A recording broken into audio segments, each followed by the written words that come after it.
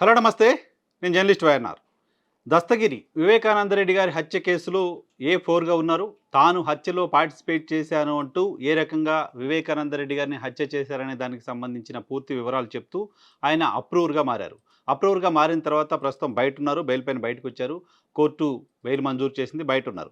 So, అటువంటి దస్తగిరి ఆ తర్వాత మరో కేసులో అరెస్ట్ అయ్యి కడప జైల్‌లో ఉన్నారు. కడప జైల్‌లో ఉన్న సందర్భంగా ఈ కేసుకు సంబంధించి వైఎస్ సునీతారెడ్డి గారు కావచ్చు, లేకపోతే వివేకానంద రెడ్డి గారి ఇతర కుటుంబ సభ్యులు కావచ్చు, ఆరోపణలు చేస్తూ ఉన్న వ్యక్తి దేవిరెడ్డి శివశంకర్ రెడ్డి.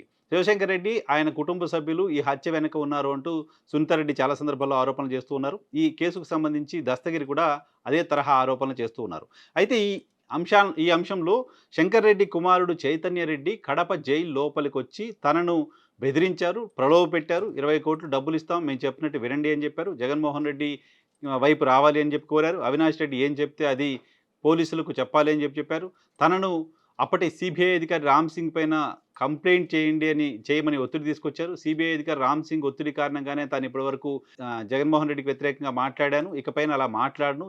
ఇదంతా కూడా రామ్ సింగ్ ఒత్తిడి మేరకే చేశాననే విషయాన్ని ఒప్పుకోవాలి. ఒప్పుకుంటే 20,00,00,000 నీకు ఇక్కడ ఆఫర్ చేస్తున్నాను అంటూ 20,00,00,000 జైలుకి కూడా తీసుకొచ్చి నాకు చూపించారు అన్నట్టు దస్తగిరి మాట్లాడుతూ వచ్చారు. సో, ఆయన జైల్లో ఉన్న సందర్భంగానే ఇలా జరిగింది అంటూ దేవిరెడ్డి చైతన్య రెడ్డితో పాటు అప్పుడు సిఐగా ఉన్న వ్యక్తి, అలాగే సిఐ, డీఎస్పీ వీళ్ళపైన కూడా కేసు పెట్టాలి అంటూ కోర్టుకెళ్లారు. కోర్టుకెళ్ళిన సందర్భంగా కోర్టు ఈ అంశం పైన విచారణ చేసింది. కోర్టు ఈ అంశం పైన విచారణ చేసి జైలుకు సంబంధించి సూపరింటెండెంట్‌కి విచారణ చేయమని ఆదేశించింది. సో, ఆదేశించిన సందర్భంలో జైలు లోపల పూర్తి స్థాయిలో భద్రత ఉంటుంది. సీసీ కెమెరాస్ ఉంటాయి. సీసీ కెమెరా సర్వేలెన్స్ మొత్తం 24 గంటల పాటు ఉంటుంది. ఆ 24 గంటల పాటు సీసీ కెమెరా సర్వేలెన్స్ ఉన్న సందర్భంగా అక్కడికి అసలు చైతన్య రెడ్డి వచ్చాడా లేదా? ఈయన ప్రలోభ పెట్టాడా లేదా? కలిసాడా లేదా? ఈ మొత్తం అంశం పైన విచారణ చేసిన తర్వాత కోర్టుకు ఒక నివేదిక సమర్పించారు. సీసీ ఫుటేజ్‌లో కూడా ఆయన దస్తగిరిని కలిసినట్లుగా లేదు అనే విషయాన్ని కూడా కోర్టుకు సమర్పించారు.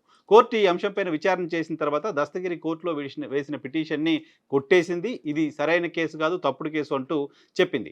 ఆ తర్వాత మరోసారి తెలుగుదేశం పార్టీ అధికారంలోకి వచ్చిన తర్వాత ఈ కేసుకు సంబంధించి చంద్రబాబు నాయుడు గారిని, సునీతారెడ్డి గారు వీళ్ళు కలిసిన తర్వాత ఈ కేసుకు సంబంధించి ఏం జరిగింది, జైల్లో ఆ రోజు ఏం జరిగింది అనేది విచారణ చేయండి అంటూ జైళ్ల శాఖ ఐజీ శ్రీనివాసరావుని ఆదేశించినట్లుగా వార్తలొచ్చాయి. సో, జైళ్ల శాఖ ఐజీ విచారణ తర్వాత కూడా జైల్లో చైతన్య రెడ్డి, దస్తగిరిని కలిశారు అనే దానికి సంబంధించిన ఆనవాళ్లు లేవు.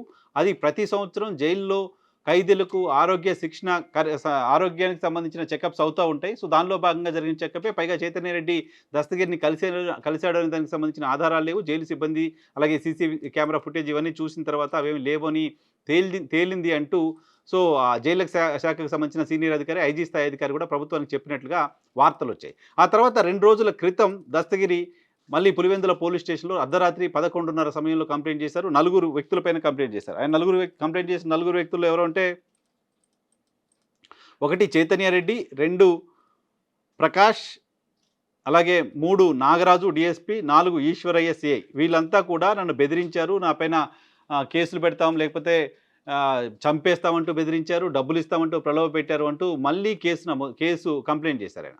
కంప్లెయింట్ చేస్తే కంప్లెయింట్ పైన ప్రాథమిక విచారణ కూడా లేకుండానే పోలీసులు ఎఫ్ఐఆర్ నమోదు చేశారు. నిజానికి ఈ అంశానికి సంబంధించి గతంలో వైసీపీ సర్కార్ హయాంలో కూడా, సరే అప్పుడు వైసీపీ సర్కార్ హయాంలో పోలీసులు దస్తగిరికి న్యాయం చేయట్లేదు, ఆయన పోతే కేసు కూడా తీసుకోవట్లేదు.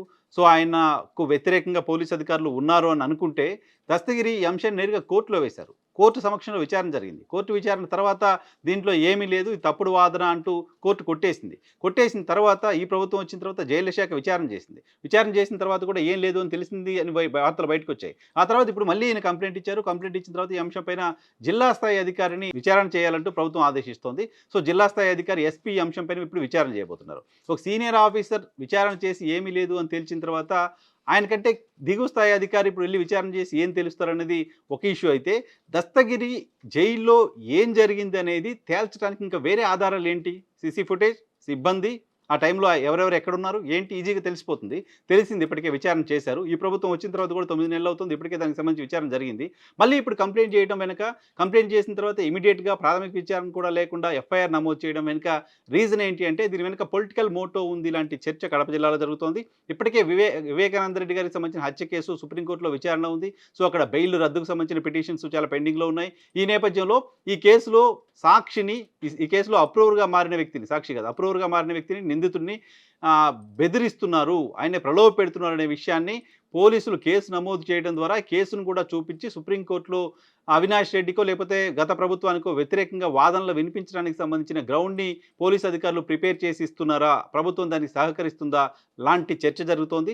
సో, దస్తగిరి గతంలో కోర్టులు ఏమీ లేదని తేల్చిన తర్వాత కూడా మళ్ళీ పదే పదే ఫిర్యాదులు చేయడం వెనుక, ఫిర్యాదులు ఇమ్మీడియేట్‌గా పోలీసు అధికారులు వాటిపైన ఎఫ్ఐఆర్ నమోదు చేయడం వెనుక రాజకీయపరమైన కారణాలున్నాయా?